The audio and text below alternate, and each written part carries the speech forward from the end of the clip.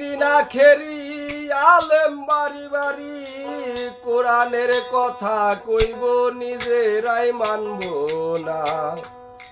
ঘন ঘন মসজিদ হইব মুসল্লি পাইব না গো, ঘন ঘন মসজিদ হইব মুসল্লি পাইব না। এখানে বাউল সম্রাট আব্দুর রশিদ সরকার সে হয়তো বা জানতো যে এরকম হবে একটা সময় যখন মানুষ আলেম হবে, কোরআন পড়বে, কোরআন সম্পর্কে জানবে, কিন্তু কোরআন তাদের গলার নিচে নামবে না। কোরআন পড়বে, মানুষকে বুঝাবে, কিন্তু তারা নিজেরাই বুঝবে না। দেখুন সূরা বাকারা 183 নম্বর আয়াতে বলেছে, হে ঈমানদারগণ, তোমাদের উপর সিয়াম ফরজ করা হয়েছে। হ্যাঁ, এ যেমন ফরজ করা হয়েছিল তোমাদের পূর্ববর্তীদের উপর, যাতে তোমরা তাকওয়া মানে সংযম অর্জন করতে পারো।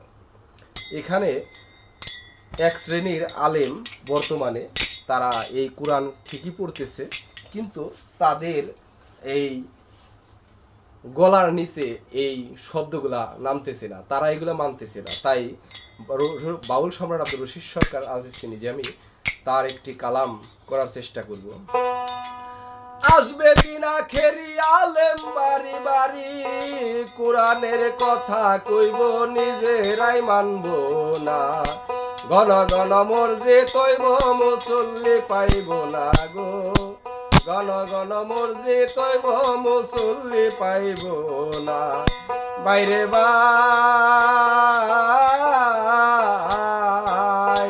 ওরে কিয়ামতের দিন ঘনাবে, বান্দির পেটে ছেলে হবে, নিজের জমিন পতিতে রবে, আবাদ হবে না। পীরে টিপে ভক্তের পাও জগৎবাসী দেখা যাও, পীরে টিপে ভক্তের পাও জগৎবাসী দেখা যাও। লুভিকিরের কামুক চেলা জাহান্নামের ঠিকানা। ঘন ঘন মসজিদ হইব মুসল্লি পাইব না গো, ঘন ঘন মসজিদ হইব মুসল্লি পাইব না। বাইরে ভাই ওরে ভাই রাখবে না ভাইয়ের মান, একই মায়ের দুই সন্তান, কারো দিকে কেহ বাজান ফিরাও চাইব না। আই বরকত উঠিয়া যাবে, বন্যরা ক্ষমতা পাবে, আই বরকত উঠিয়া যাবে, বন্যরা ক্ষমতা পাবে। রাস্তাঘাটে বরকা খুইলা চলিতে থাকবে যে না। ঘন ঘন মসজিদ হইব মুসল্লি পাইব না গো, ঘন ঘন মসজিদ হইব মুসল্লি পাইব না।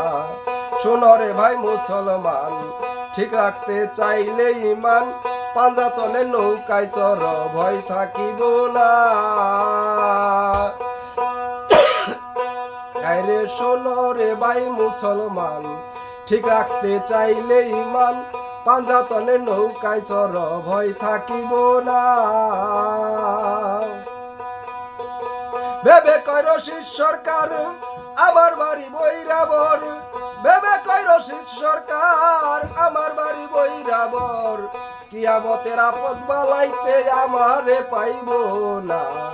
ঘন ঘন মসজিদ হইব মুসল্লি পাইব না গো, ঘন ঘন মসজিদ হইব মুসল্লি পাইব না।